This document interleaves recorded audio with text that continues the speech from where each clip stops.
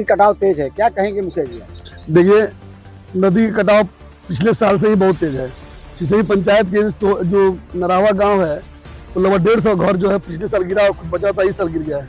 अब चिरई पंचायत के लगभग 100 कदम दूरी पर नदी बची हुई है, जहां पर राजकीय प्राथमिक विद्यालय उर्दू यहाँ है और वह नदी में गिरने के कगार पर है। इतना ही नहीं, जो नल जल योजना की जो टंकी है, पानी टंकी है, वो भी नदी में गिरने के कगार पर है। और वार्ड नंबर 5 जो रेवैया पड़ता है, वो गांव पूरी तरह से नदी में समाहित होने के कगार पर है। सरकार के द्वारा इस पर अब तक कोई ध्यान नहीं दिया गया है। कोई सरकारी महकमे के लोग नहीं पहुंचे?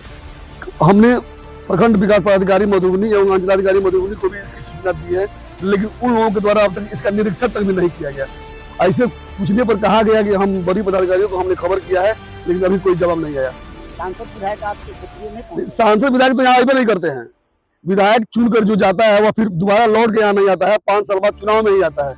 कटाव यहाँ के लोगों को सूझ लेने वाला कोई सांसद विधायक या कोई प्रतिनिधि नहीं है। हम लोग छोटे प्रतिनिधि हैं, हम लोगों के मांग कुछ है नहीं, लेकिन अपनी सूचना वहां तक हम लोग पहुंचाने का काम करते हैं, है ना। बाकी कोई ध्यान नहीं देता।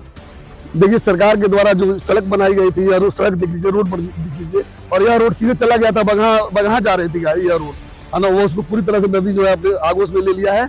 मैं एक और चीज बताना चाहता हूँ कि यहाँ बाढ़ 4 दिनों से बाढ़ आया हुआ है ना। सभी लोग नदी में डूब रहे हैं, नदी में बैठे हुए हैं, अपना गुजर बसर कर रहे हैं, लेकिन सरकार के द्वारा किसी तरह की कोई सहायता अभी तक नहीं पहुंचाई गई है, न ही इस पर किसी का ध्यान गया है।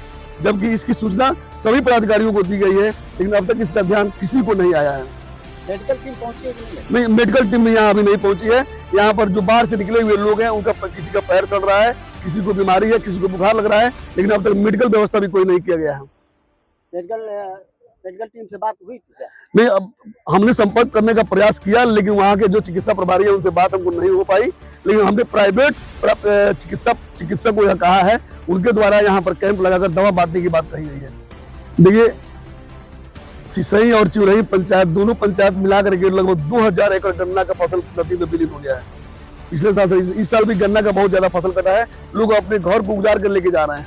यहाँ तक नहीं, अब लोगों को खाने के लाले पड़ गए हैं। लोग, किसान जो है अपना सारी पूंजी इस गन्ने में लगा दिया था, और वह गन्ना भी नदी में समाहित हो गया है।